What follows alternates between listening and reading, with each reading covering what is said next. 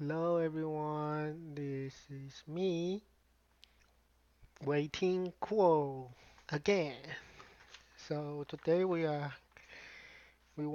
want to show you the solution for the quantitative question. So here we go. First thing first, we see the problem here. The figure below shows a circuit with two battery and three resistors. Two battery, three resistors. First problem, how much current flow through the 1.7 ohm resistor, which is R1? B, what is the potential difference between points A and B in the circuit? A and B in the circuit. So we want to know what's the main concept we're dealing for this kind of question. So if you want to know the current flow through, we'll have to use Ohm's law, and we want to know the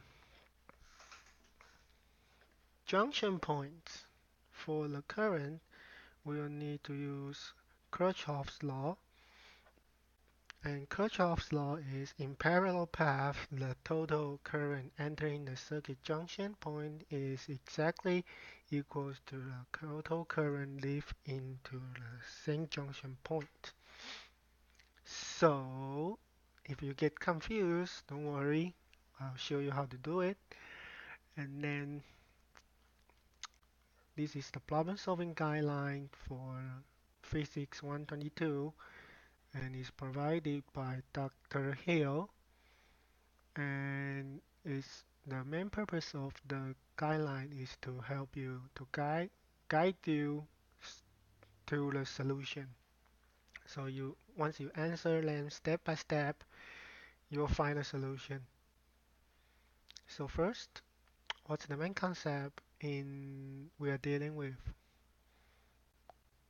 Like I said, Kirchhoff's law and Ohm's law. Kirchhoff's law, Ohm's law. So the second one, given information and any hidden information you need. So hidden information, I don't think we have it. The information is pretty much given, but I just write it down. So R1 equals to 1.7 ohm, R2 equals 4.3 ohm, R3 equals to 9 ohm, and VA, I said this battery, I call it VA, is 6 volt, and VB is 9 volts. So we do that, we write it down, R1, R2, R3, VA, VB. So next, the final quantity I'm solving for and its unit. So part A, we are solving for current. Current's unit is amp A. And part B, we are solving the potential difference between the points A and B. So the potential difference we are talking about here is the voltage. And voltage has the unit volt, V. So voltage, V, current, A, stands for amp. So next section, predict the range of the possible value, give the reasonable min and max. So here we are making a guess. So I'm guessing the current should be positive because you don't, it's by conventional, but say it is positive is easier. And right now we don't have zero current be because zero current means the wires don't flow. So I think the number should be again positive and greater than zero because there should be current going through here. You don't see any shortcut or something that mess up with this. So current goes here, must go through here. You know, it goes anywhere, it must go through here. So current must be greater than zero and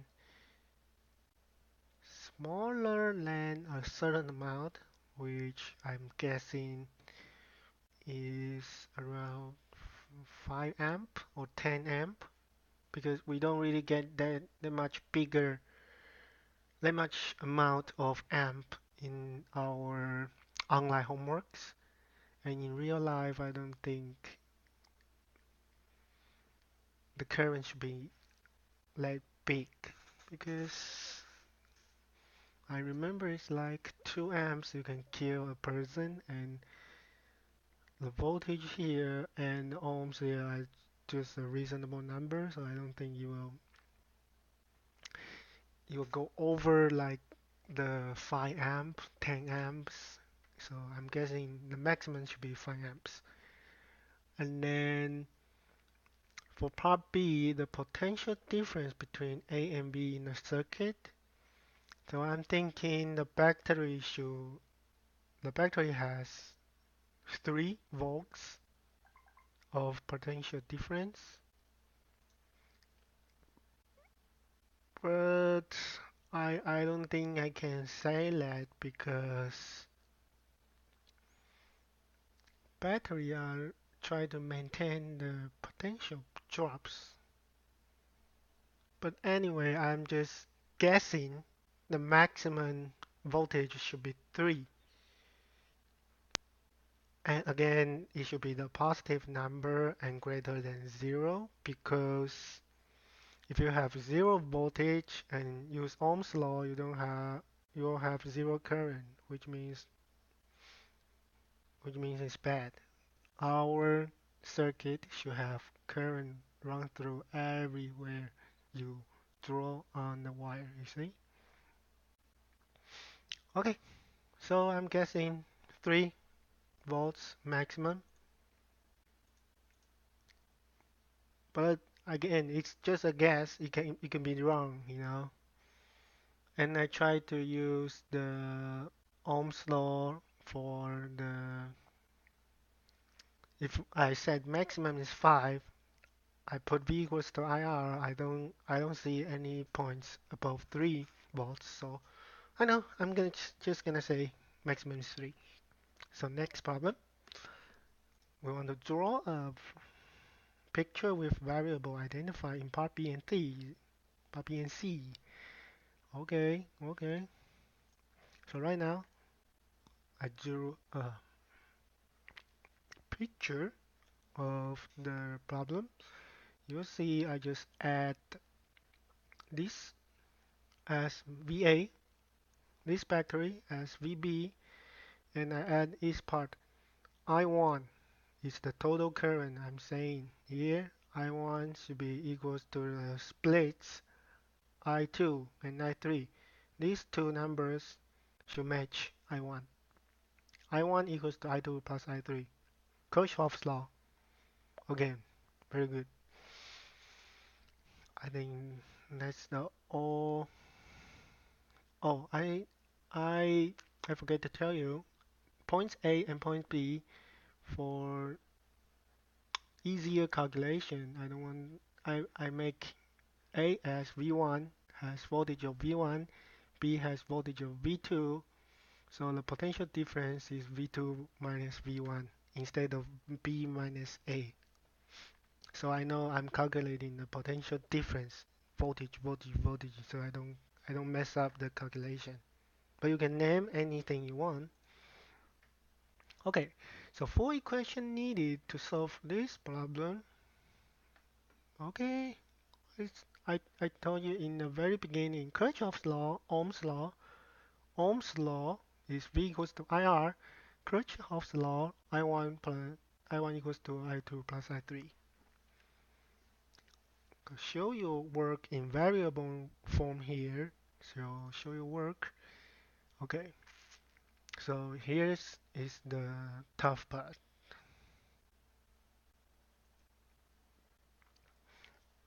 I'll guide you through the picture so it's more easy to see. So as you can see here, I label top loop, which is here. VA is the battery start. So every resistor makes voltage drop. Okay. Okay. So VA right now still 100% satisfied, you know, and it splits, and I3 goes to I2, which has the voltage remains of some sort of number. So VA subtract to I2, I3 times R2. VA subtract this part of current drop and goes back here is the top loop. Goes drop, drop, and back. So I1, R2, I3, and I1, R1. VA subtract by R2, I3, subtract by I1, R1, and goes back. It's the top loop. So the outside loop, which you can say the bottom loop, has I2 going through the VB. So right now we have VA plus VB. Go here. And now we have to drop. VA plus VB subtract by R3, I2, and goes back and subtract by R1, I1. So goes here. Have to add this, subtract this, and finish the loop. So again, top loop, bottom loop.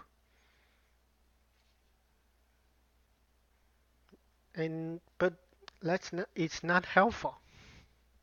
Those equations are just, we have too much variable to solve the question. We just know VA, R2, R1. We don't know I3. We don't know I1. Same here. But so we really cannot solve the variable individually. So we have to put them together. Use Kirchhoff's law. I1 equals to I2 plus I3. So part A, this is all part A. We are using Kirchhoff's law. So we can make this in terms of I3. So you put I3 here, you just put everything to the right. You form this. I2 here, make this equation, make this relationship in terms of I2. So you put I2 here and dumps everything to the right. So right now you have a relationship I3 and I2. Again, Kirchhoff's law, I1 equals to I2 plus I3. So I2 plus I3 is I1. So right now you know I1 fixed, and you just dump every number you don't know to solve the problem.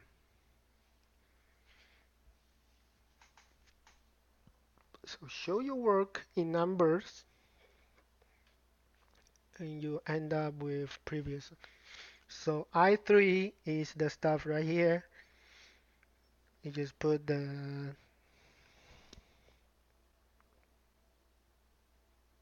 I'll let you read through. So I3 here plus I2 equals to I1. I1 is the stuff we want. But we have numbers, put in, and you divide by them, you'll get this formula.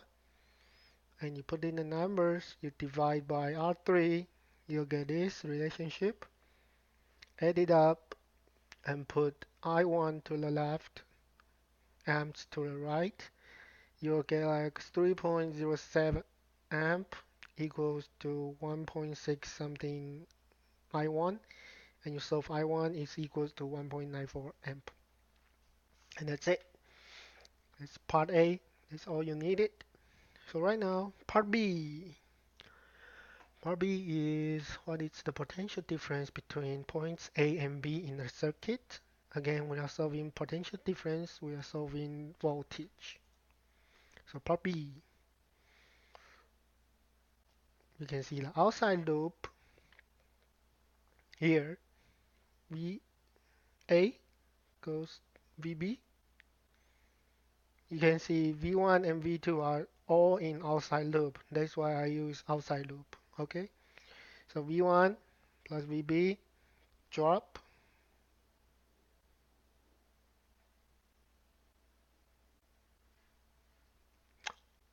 Or you shouldn't use that because we just want here. We don't want it go through here. Alright? So here's the key. Don't mess up like me. You started from VA1. V1. V1 goes through and it drops. So V1 subtract R1 I1 and plus VA equals to V2. You see? It goes here to there. Do not use this path because it's too complicated. This path is way more easier. So we want to know V2 plus V1. We just get the relationship, remember? V1 subtract I1 R1 plus VA equals to V2. We can arrange it. V2 subtract 5V1 equals to this stuff. Negative R1 times I1. This should be VA. Let me change it for you. So cross it out. This is not VB. VB is bad. No VB. No VB. VA. Do not mess up like me. So we rewrite the equation again. V2 minus V1 equals to negative I1 times R1 plus VA. So crunch the numbers in, you'll get I1 equals to the current we calculate, negative 1.94 times negative 1. And then this is the ohm, this is R1. So V equals to IR. This is I, this is R. So we'll get voltage. Voltage plus voltage, still voltage. So units are correct, and the answer I believe is correct too. Just remember, it goes here, it goes to VA, not VB. Do not mess up. Do not mess up like me. So here's the part B. Now we finish the part B for and part A for both steps. Part B is the voltage should be like 2.7 volt. Part A we get I1 equals to 1.94 amp. And check our answer if you match the hypothesis. And I believe it's good. Our answer matched my hypothesis. So it's good. Thank you for watching, and I hope you have a good day. See you next time.